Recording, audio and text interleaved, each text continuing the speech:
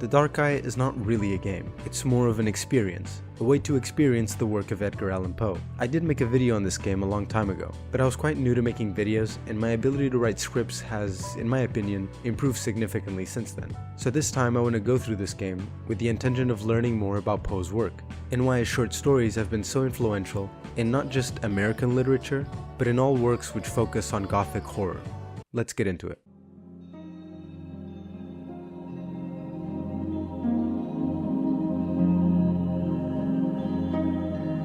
You could separate this game into two, a new and original story which follows a family's slow descent into madness, and, while in this ASMR world,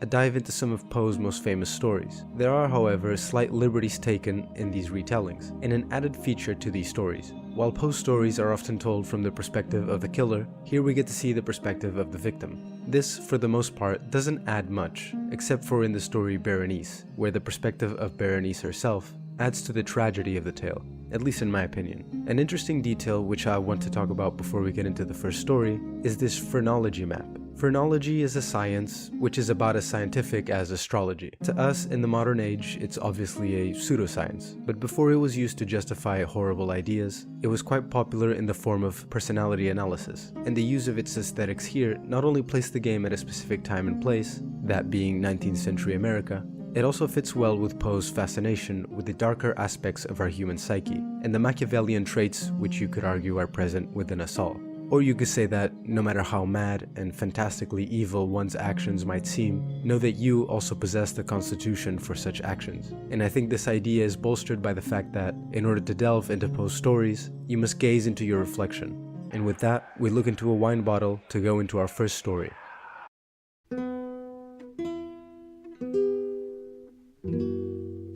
In the midst of the Venetian carnival, we play as Montresor, a man of a noble family which is implied has recently fallen in wealth and reputation, and he seems dedicated to enact some unexplained revenge. Revenge means nothing, unless the avenger makes himself known to his victim. Our only other character is Fortunato, a man who is rising in wealth and reputation, and the target of Montresor's revenge.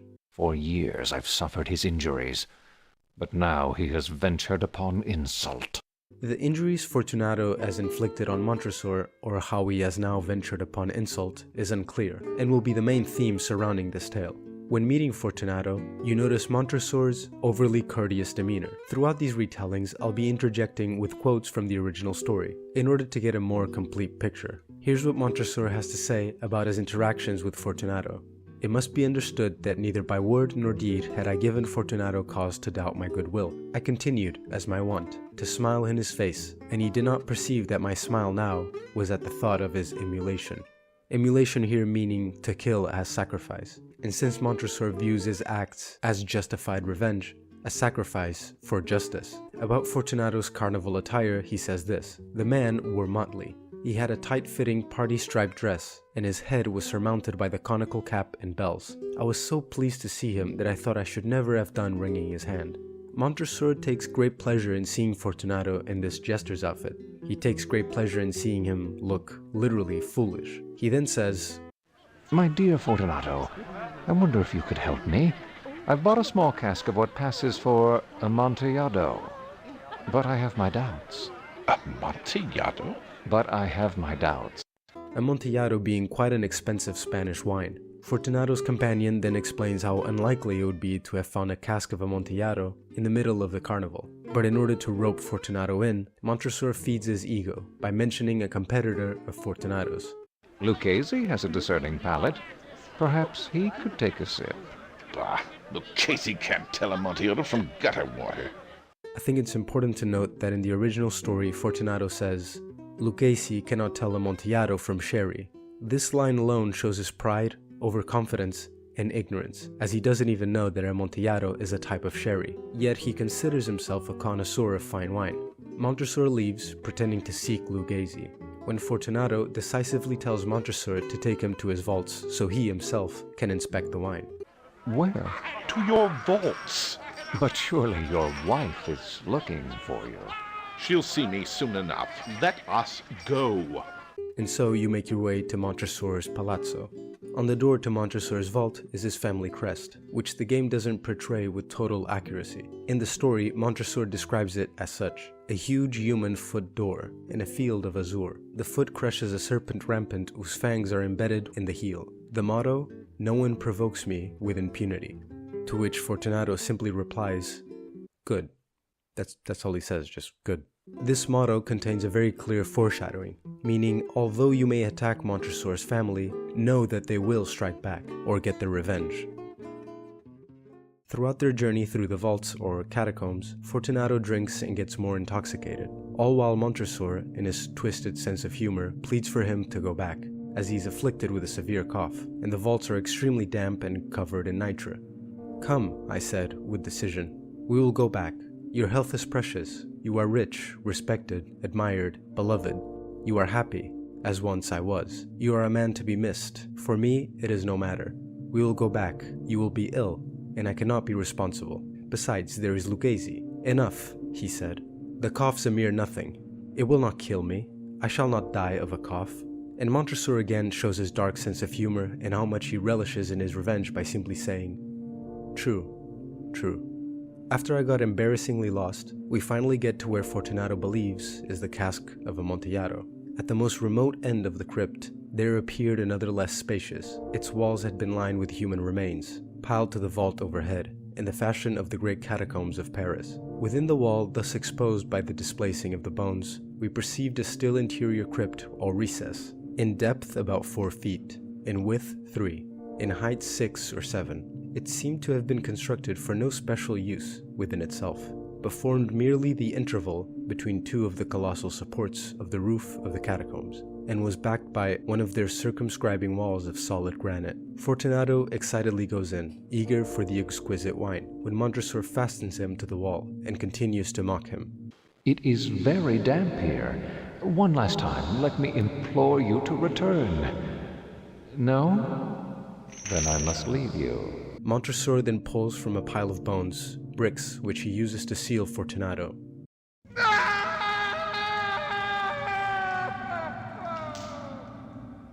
Fortunato then seems to be in complete disbelief as Montresor mocks his situation even more. A good joke. An excellent joke. We'll have many laughs about it at the palazzo over some wine. The Amontillado. Yes. The Amontillado. We then get one of Montresor's most twisted mockeries. For the love of God, Montresor! Yes, for the love of God. Fortunato, when saying "for the love of God, Montresor," is trying to appeal to some sense of humanity within him, to show any sign of compassion, but Montresor simply mocks him, showing that, at least for Fortunato, he has no compassion. One of Montresor's reactions to Fortunato's cries and pleas is not present in the game, and I think it gives us a great look into Montresor's psyche. In the story, it reads, "I placed my hand upon the solid fabric of the catacombs. I felt satisfied. I reapproached the wall. I replied to the yells of him who clamored. I re-echoed. I aided. I surpassed them in volume and in strength. I did this, and the clamorer grew still." In the story, the act of sealing Fortunato away takes many hours, until eventually he seems to give up in clamoring entirely, and you can only hear the sounds of his bells. The once comical and jovial sound now becomes sinister and tragic. Fortunato?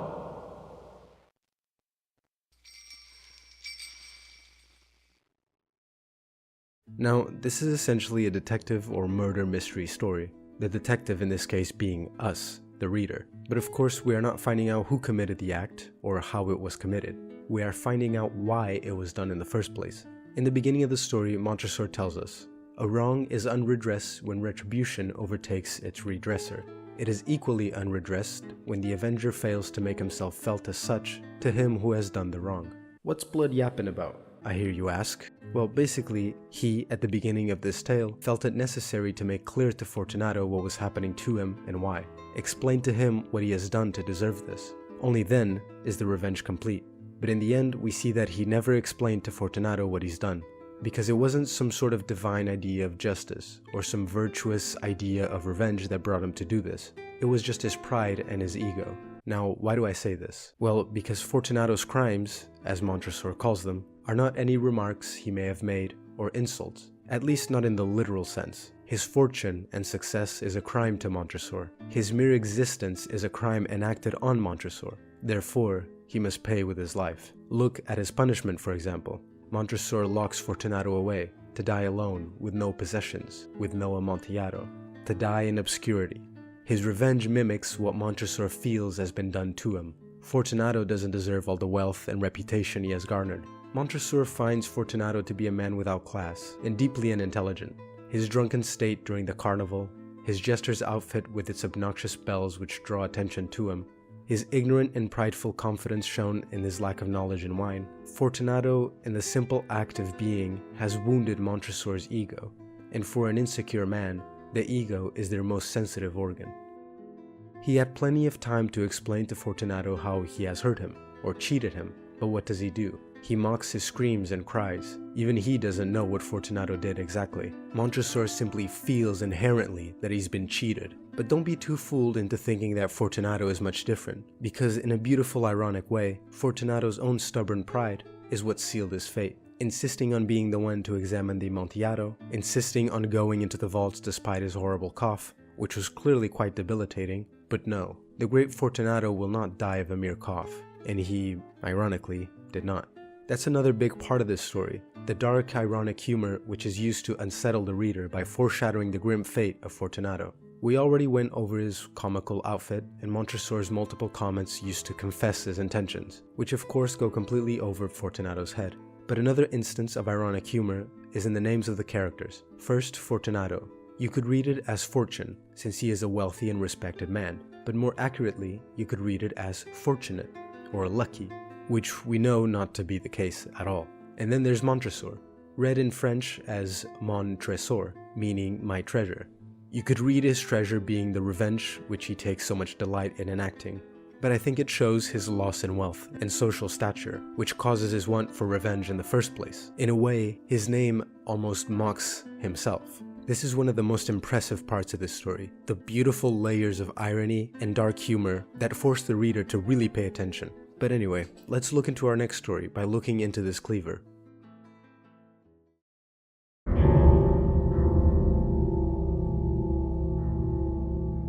I think it's important to talk about the background of this story before starting. It appears to be the main character and murderer talking to or being interrogated by the police.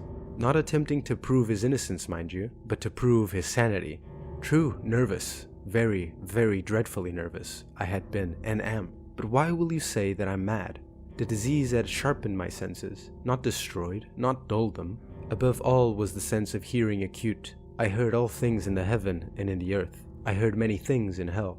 How then am I mad? Hearken and observe how healthily, how calmly I can tell you the whole story. After a while, our victim, the old man, comes home. It is unclear whether they are related, or if the old man is just perhaps his landlord or something else. Either way, he gives you le soup. You look as though you could use some hot soup.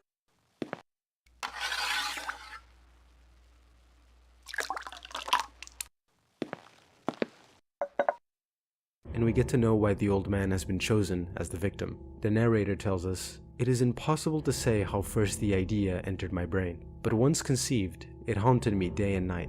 Object there was none, passion there was none. I loved the old man. He had never wronged me. He had never given me insult. For his gold I had no desire. I think it was his eye. Yes, it was this. He had the eye of a vulture, a pale blue eye with a film over it. Whenever it fell upon me, my blood ran cold. And so by degrees, very gradually, I made up my mind to take the life of the old man, and thus rid myself of the eye forever." It's interesting that he calls it the vulture eye, since the vulture is a scavenger animal. You could say he sees it as a sign of death and decay.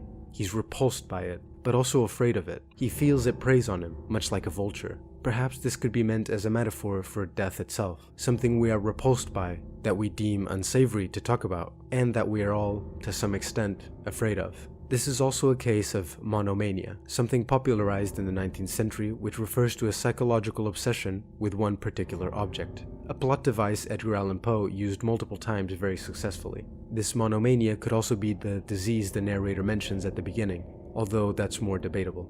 The old man then goes to bed. Good night, young man. Good night. And we get what I believe to be some more of Poe's dark humor. Now this is the point. You fancy me mad. Madmen know nothing, but you should have seen me. You should have seen how wisely I proceeded, with what caution, with what foresight, with what dissimulation I went to work. You see, in order for the narrator to prove his sanity, he must first confess to the crime, and while confessing to the crime and his thoughts throughout, he proves just how insane he truly is. He genuinely thinks that his ability to recount his actions in a calm and collected manner, and the care and precision he took in committing them, is what makes him sane. It's so horrendous it's almost comical. After waiting some time for the old man to fall asleep, the narrator makes his way to the old man's room, grabbing a lantern on the way. He explains his process thoroughly. Every night, about midnight, I turned the latch of his door and opened it, oh so gently. And then, when I had made an opening sufficient for my head, I put in a dark lantern, all closed so that no light shone out, and then I thrust my head in. Oh, you would have laughed to see how cunningly I thrust it in. I moved it slowly, very, very slowly, so that I might not disturb the old man's sleep. It took me an hour to place my whole head within the opening so far that I could see him as he lay upon his bed. Ha! Would a madman have been so wise as this? Yeah. And then, when my head was well in the room, I undid the lantern cautiously. Oh, so cautiously. Cautiously, for the hinges creaked. I undid it so much that a single thin ray fell upon the vulture eye. And this I did for 7 long nights, every night just at midnight. But I found the eye was always closed, and so it was impossible to do the work, for it was not the old man who vexed me, but his evil eye. And every morning, when the day broke, I went boldly into his chamber and spoke courageously to him, calling him by name in a hearty tone, and inquiring how he had passed the night. So you see, he would have been a very profound old man indeed, to suspect that every night, just at 12, I looked in upon him while he slept. After 7 nights of doing this very sane thing, the 8th night was different. The old man goes to sleep, he waits the appropriate time for him to doze off, and begins his routine. Upon the 8th night, I was more than usually cautious in opening the door. A watch's minute moves more quickly than did mine. Never before that night had I felt the extent of my own powers, of my sagacity. That means shrewdness or wisdom. I could scarcely contain my feelings of triumph. To think that there I was, opening the door, little by little, and he not even to dream of my secret deeds or thoughts. I fairly chuckled at the idea. Did he hear? Should I go back? And perhaps he heard me, for he moved on the bed suddenly, as if startled. Now, you may think that I drew back, but no. Who's there? I kept quite still and said nothing. For a whole hour I did not move a muscle, and in the meantime I did not hear him lie down. He was still sitting up in the bed listening, just as I have done, night after night, hearkening to the death watches in the wall. When I had waited a long time, very patiently, without hearing him lie down, I resolved to open a very, very little crevice in the lantern. So I opened it. You cannot imagine how stealthily.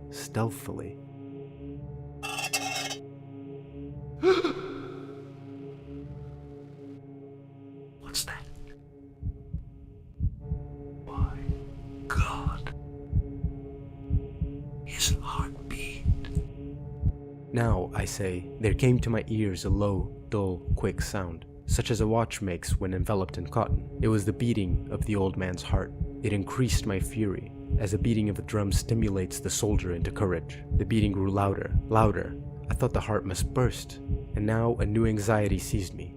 The sound would be heard by a neighbor. The old man's hour had come.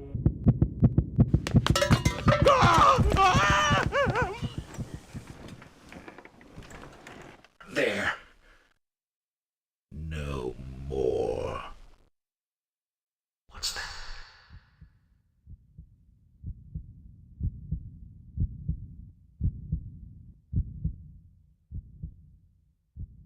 The loud beating heart ceased. The old man is dead. His eye will vex me no more. Now, what shall I do with the body? The narrator then, presumably seeing the reactions from whoever is listening, assures once again that he is not mad, and provides more of what he considers proof. If still you think me mad, you will think no longer when I described the wise precautions I took for the concealment of the body. The night waned, and I worked hastily, but in silence. He goes on to describe in detail how he dismembered the body, being as meticulous and wise as possible as to not leave a single piece of proof. There was nothing to wash out, no stain of any kind, no blood spot whatever. I had been too wary for that. A tub had caught all. Haha. And the old man's remains are stored in his own room under the floorboards. He finishes his work at 4 a.m. when he hears a knock on the door.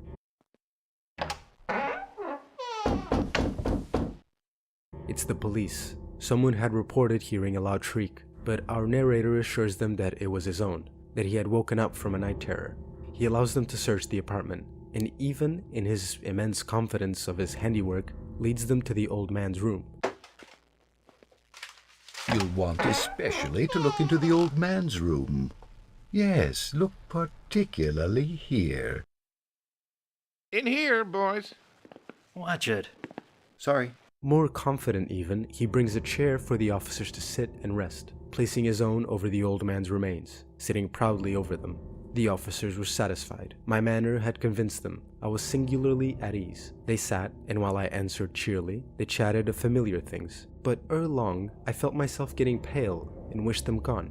My head ached, and I fancied a ringing in my ears, but still they sat and still chatted. The ringing became more distinct. It continued and became more distinct.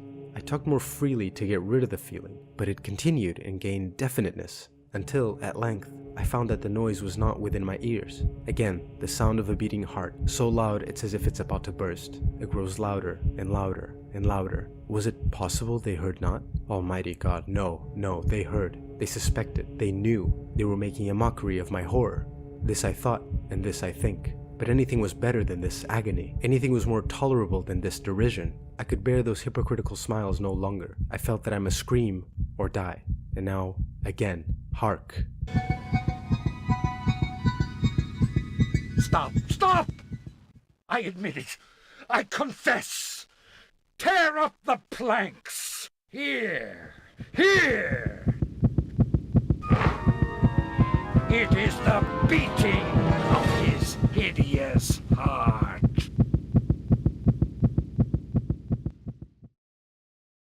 Now, let's look at this logically. The narrator could not have been hearing the sound of the old man's heart. That is just not physically possible. And if we rule out that he has some form of paranoid schizophrenia and is not simply hallucinating this sound, he could only have been hearing his own heart. There seems to be, in my personal opinion, this is just my theory, don't freak out on me, a battle between heart and mind. So what do I mean by this?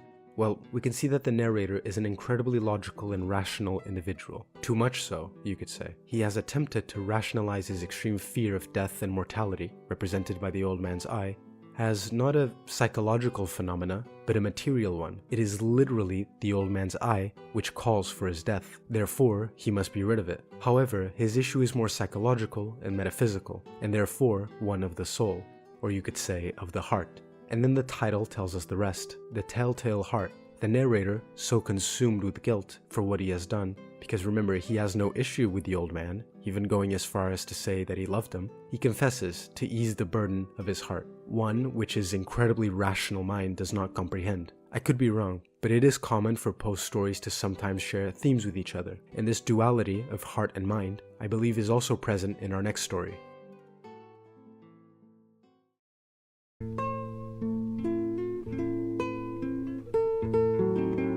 We are again taking a plunge into the depths of madness and incest, reading the story from the perspective of the killer, Aegeus. He tells us, misery is manifold, the wretchedness of earth is multiform. Overreaching the wide horizon as the rainbow, its hues are as various as the hues of that arch, as distinct too, yet as intimately blended. Overreaching the wide horizon as the rainbow. How is it that from beauty I have derived a type of unloveliness? This sets the tone perfectly for what kind of man Aegeus is. It shows us that he is a well-spoken, educated man, and we get a brief showcase of his self-awareness, something that becomes more rare as the story unfolds, in the line, how is it that from beauty I have derived a type of unloveliness? It also shows his aptitude for intellectual contemplation. After all, his childhood was filled with intellectual pursuits and quiet reflection, and he developed the propensity to daydream and be absolutely lost in thought, so much so that his dreams almost become more substantial than reality itself, shown here. In that chamber was I born, referring to his library. Thus awaking from the long night of what seemed, but was not, nonentity, at once into the very regions of fairyland, into a palace of imagination, into the wild dominions of monastic thought and erudition. It is not singular that I gazed around me with a startled and ardent eye, that I lorded away my boyhood in books, and dissipated my youth in reverie. But it is singular that as years rolled away, and the noon of manhood found me still in the mansion of my fathers, it is wonderful what stagnation there fell upon my springs of life. Wonderful how total an inversion took place in the character of my commonest thought.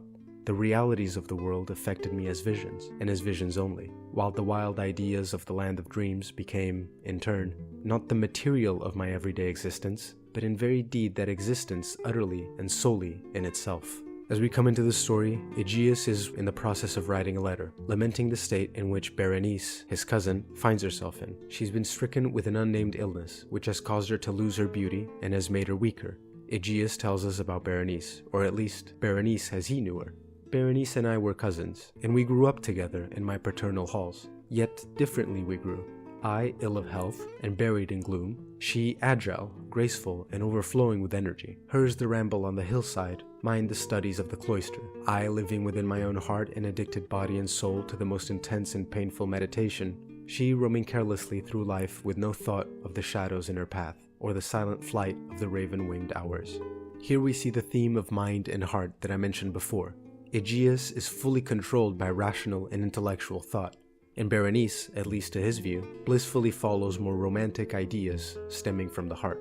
While Aegeus is lost in thought, as per usual, Berenice comes into the library, through the grey of the early morning, among the trestled shadows of the forest at noonday, and in the silence of my library at night, she had flitted by my eyes, and I had seen her, not as the living and breathing Berenice, but as the Berenice of a dream, not as a being of the earth, earthy, but as the abstraction of such being, not as a thing to admire, but to analyze, not as an object of love, but as the theme of the most abstruse, although desultory speculation. And now I shuddered in her presence, and grew pale at her approach, yet bitterly lamenting her fallen and desolate condition. I believe she has always been an object to him, like one of his many books, something to ponder, analyze, and contemplate. Now with her beauty gone, that only becomes more obvious. Perhaps her beauty inspired him to more romantically inclined musings, but in the end, he represents pure rational thought, with none of the more metaphysical qualities we value in one another, with no soul, no heart. And I believe this line proves my point. During the brightest days of her unparalleled beauty, more surely I had never loved her. In the strange anomaly of my existence, feelings with me had never been of the heart, and my passions always were of the mind. He is a man without a soul, purely rational. Aegeus then does something unexpected. I called to mind that she had loved me long, and, in an evil moment, I spoke to her of marriage. Berenice, it occurs to me that perhaps we should marry. Note how he says in an evil moment. He's fully aware that it is wrong for him to ask her to marry him when he does not love her, and possibly realizes that this won't bring her happiness, so he's not doing it out of pity for her, just because she loves him. It feels like he's engaging in another intellectual pursuit, adding another thing to his life, another thing to analyze and contemplate. Perhaps the study of married life, or more insidious, the eventual study of a heartbroken woman. Berenice then, in her already weakened state, passes out from the shock of the sudden proposal. Jeez. Yes, I believe we should. Perhaps come November. I'm quite overcome. Help someone! Berenice has fallen! No, I'm all right. It's past. Come, miss, you've taken another of your turns. I mentioned in the beginning of this video that the addition of Berenice's perspective to the story really adds to the tragedy of it. Well, here, at this point in the story, when Berenice goes to remind Aegeus that the day of their wedding is soon to come, she notices he is deep in thought, and not at all listening. She seems to understand this and leaves him to it. Aegeus? Darling? Oh, you're occupied. I'll return at a better time. Throughout the story, you begin to think, or at least I did, Berenice seems to truly accept him and love him for the strange man that he is. Even his incredibly reserved nature and his incredible coldness, there's some deeper beauty to Berenice's character. And I have to hearken back to what Aegeus said about himself at the beginning. How is it that from beauty I have derived a type of unloveliness? Back to Aegeus's perspective, he, like always, analyzes in excruciating detail. Not his books or paintings, this time Berenice herself. The eyes were lifeless and lusterless, and seemingly pupilless, and I shrank involuntarily from their glassy stare, to the contemplation of the thin and shrunken lips. They parted, and in a smile of peculiar meaning, the teeth of the changed Berenice disclosed themselves slowly to my view. Would to God that I had never beheld them, or that, having done so, I had died. Here the narrator is remembering her teeth, and foreshadowing the chaos they would cause within his mind.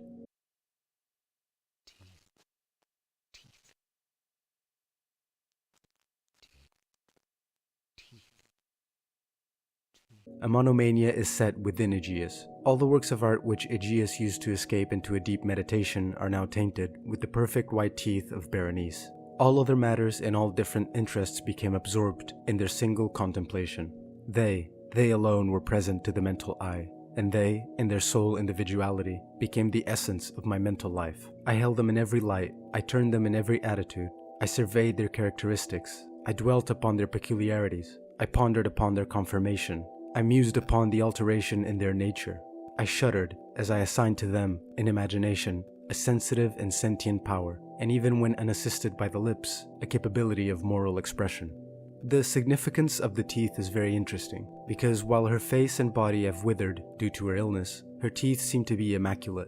So I believe this monomania is caused due to Aegeus's want to obtain the beauty of Berenice once again. Her beauty which, as far as I'm concerned, is all he truly saw her for. At length there broke in upon my dreams a cry as of horror and dismay, and thereunto, after a pause, succeeded the sound of troubled voices, intermingled with many low moanings of sorrow, or of pain. I arose from my seat and, throwing open one of the doors of the library, saw standing out in the antechamber a servant maiden, all in tears. My lord, we just looked in on Berenice. I can scarce say it.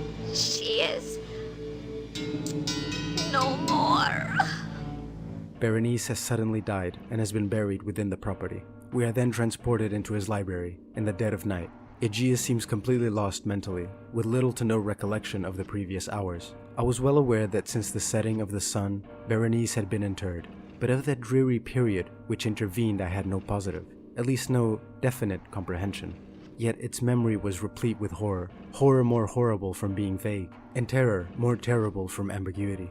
It was a fearful page in the record of my existence, written all over with dim and hideous and unintelligible recollections. He then begins to hear the shriek of a woman within his own head. The shrill and piercing shriek of a female voice seemed to be ringing in my ears. I had done a deed. What was it? I asked myself the question aloud, and the whispering echoes of the chamber answered me. What was it? On the table is a small, unassuming box, and on an open book, a quote. Those who were my friends told me that by visiting the grave of my beloved, I might in some way alleviate my misery. A piece of beauty in writing, which Aegeus of course wrought, like he does with all beautiful things. The servant comes in distress, saying she heard a cry for help. It was Berenice, her grave disturbed, and she, bloody, yet still alive. Her enshrouded body, bloody, yet still breathing. Oh yes, alive. Oh, sir, look. While looking at his hand non-coincidentally full of blood, the servant notices something else. Oh, sir, what's this? With a shriek, I bounded to the table and grasped the box that lay upon it, but I could not force it open, and in my tremor it slipped from my hands and fell heavily, and burst into pieces.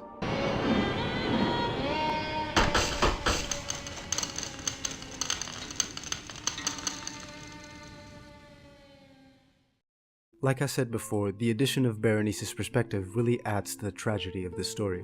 You get to see how much she values Aegeus, and we also get to see the moment she wakes up in her coffin. Aegeus stands over her, not realizing she is alive, as he is in one of his moments of intense daydreaming, only focused on obtaining her teeth. Please,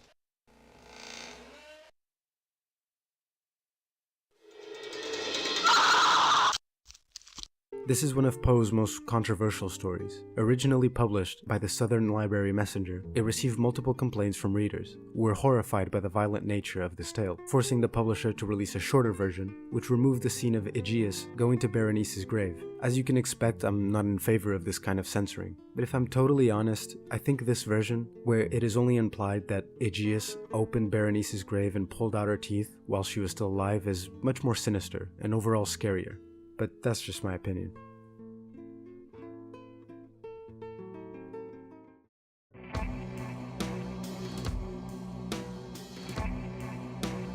In between the retelling of Poe's stories, we get a completely new and original story to this game that uses many themes from Poe's stories along with, perhaps, Edgar Allan Poe's own life. The very first Poe-ism, I guess you could say, is the beginning monologue of the narrator. It sets the stage for a tale of madness and sets up an unreliable narrator, similarly to the Telltale Heart and Berenice. For the wild narrative which I'm about to tell, I neither expect nor ask for belief. It would be mad to expect such a thing, in a case where my own senses reject their evidence. Yet I'm not mad, and I surely do not dream. We venture off to the country to visit our uncle, Edwin. When we knock on the door, we are greeted by his servant, or assistant, who is never named. I suppose you're the young master Mr. Aldwych waits for. Going into this room, we meet Edwin, who is voiced by William S. Burroughs, and he is as drunk as he usually is. I'm so glad you came. I find that the pleasant company of my relations calms my nerves. You examine the paint thinner on this table, and he says, Careful. I use a special thinner. The fumes can do all sort of damage to you. A painter I knew fairly went mad from it. Poor soul. He scratched out his own eyes in a fit of frenzy. His own eyes! After sniffing the toxic paint thinner, you make your way upstairs, where you find your brother Henry and your cousin Elise. So everyone here is related, by blood. Just keep that in the back of your mind. Your brother Henry has quit his travels, and says he's ready to settle down into a more quiet life. Elise then notices you're looking unwell, and we go into the ASMR world that allows us to go into Poe's stories. Also, you go into this ASMR world due to sniffing the paint thinner, by the way. That's real, I'm not making that up. After waking up to play some piano, you go to this room to talk to Henry, when you find out that Henry intends on marrying Elise. I know it's foolish, but my heart pounds so earnestly within. Surely you understand. He worries Edwin will not understand. I mean, why would he? And asks you to speak well of him to Edwin. Before we get to speak to him, Henry meets him on the stairwell, where Edwin attempts to knock some sense into Henry. She's far too young for you, for any man. Are you insane? She's your cousin, for God's sake. He says Elise is confined to her room, and asks him to stay away from her and Edwin. After another plunge into madness, we wake up and go speak with Edwin. Your brother has just uttered your name. Seducing his cousin still in her minority. You're not supposed to talk to her, but you go anyway. She gives you a note which she wants you to pass on to Henry. You then play the piano as she sings.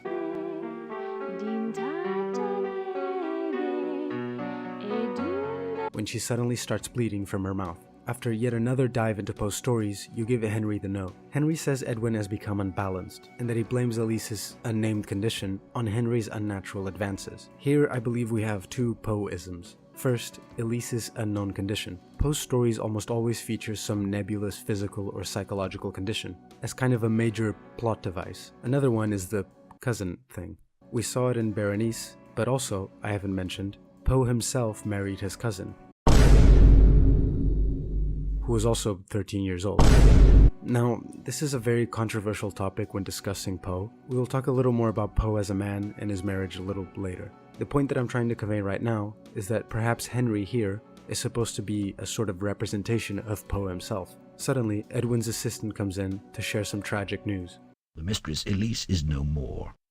She is dead. Edwin asks you to keep Henry's proposal a secret, as to not tarnish Elise's name and legacy. Henry pleads to Edwin to allow him to sit vigil until dawn, which he reluctantly accepts, and tells you to go get his lantern. You place it down on the table and leave, leading to another dive into a story of your choosing. When you come back, Elise is in a coffin. Edwin states that the ground is far too marshy for a burial this time of year, and so all of you decide to place her in the basement. Henry then asks you to leave the lantern here, as he can't stand leaving her in the dark. After yet another trip to the ASMR world, you find Henry in this surreal room. She's alive. I know it. I can feel her blood flowing through the house. I hear her whisper. I hear her very heart. Here we have yet another reference to one of Poe's stories, in this case, Telltale Heart. If you remember that story, the narrator could literally hear the heart of the old man, even after his death. Well, he wasn't really listening, you know what I mean. It could also be a reference to Berenice. If Elise is indeed alive, it would mirror her story quite well, being buried alive after being proposed to. But anyway, going down the stairs, you interact with Edwin. Your brother has lost his sanity. Not even embers can restrain him. I understand you carried messages between Elise and him. Then come, carry one more. So you follow Edwin to his study. He wants to dispel Henry's delusion that Elise is alive. He believes that when dealing with a sensitive man who has succumbed to a delusion, you must bring him slowly around by way of that same delusion. So he writes a letter pretending to be Elise. Keep in mind that we're not allowed to see what the contents of this letter actually are. He believes Elise to be alive. Let him receive a letter from her. Deliver him this message. Let him believe it to be from Elise. You go upstairs to give Henry the message. After dusk. It's after dusk now. Henry then rushes outside over to this cliff, as we can assume was instructed on the message. He desperately calls out to her, but hears no answer. Elise! Elise, it's Henry! Elise, are you there? He almost gets swallowed up by a wave when the assistant shows up from the dark. They struggle and the assistant pushes Henry off the cliff. Edwin, being equally as mad as you, or even Henry, then tries to put all the blame on you for trying to save your brother, for passing their messages, even accusing you of flirting with Elise. Being accused of all of this, and even to some extent framed for the death of Henry and Elise, causes the protagonist to go into a state of madness one last time, until he wakes up in the basement to find Elise alive, broken out of her coffin and ripped out her own eyes from the very same fumes of that lantern, at which point he truly loses his mind. Forever. Now, this story, from what I can tell, doesn't really have some sort of hidden meaning, or really that much to unpack. It seems to be more of a love letter to Poe's work, purposely combining many staples of Poe's stories into this kind of homage. The themes of deception, madness, grotesque, tragic romance, and more straightforward references like Elise being buried alive, or Henry hearing Elise's heart reverberating in the house. It seems like it's all just there kind of for the sake of it. It serves its purpose well as an ode to these classics, but definitely lacks originality.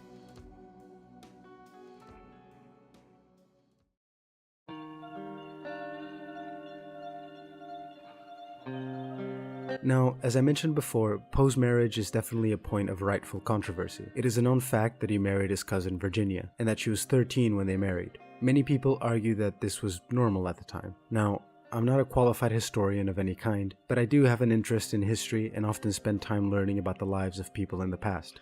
Anywhere between the 17th to 19th century I find fascinating. So I will admit that marrying cousins was fairly normal, to some extent. But in 19th century America, marrying a minor was never normal. As a matter of fact, her age was listed as 21 on the ceremony of their marriage for a reason. I think many people have this perception because since it's in the past, and they hear in history class all sorts of downright immoral marriages, it must have just been normal, not knowing that the idea of marriage had already changed significantly by the 19th century. It wasn't just a joining of houses or of wealth anymore. Some people argue that the relationship was not necessarily that of a husband and wife, but of a brother and sister. Scholars refute this by citing passionate love letters sent to Virginia.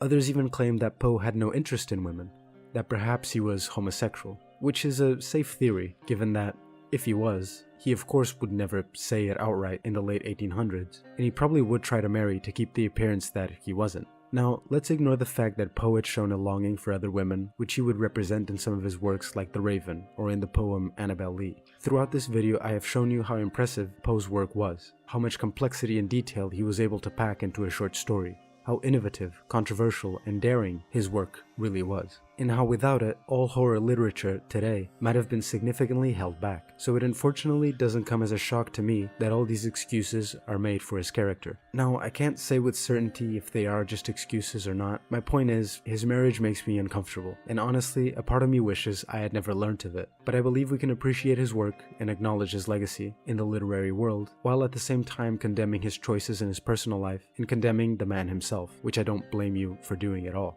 Whether you are able to separate the art from the artist is completely up to you. Either way, Edgar Allan Poe is long dead, his writings have all been published, and he has left his mark on the literary world. Thanks for watching.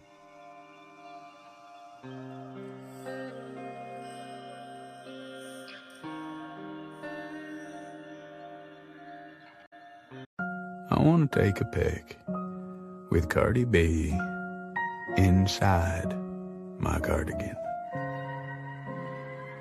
Neighbors know I'm late. They call me Shorty, Mr. Tardy Man.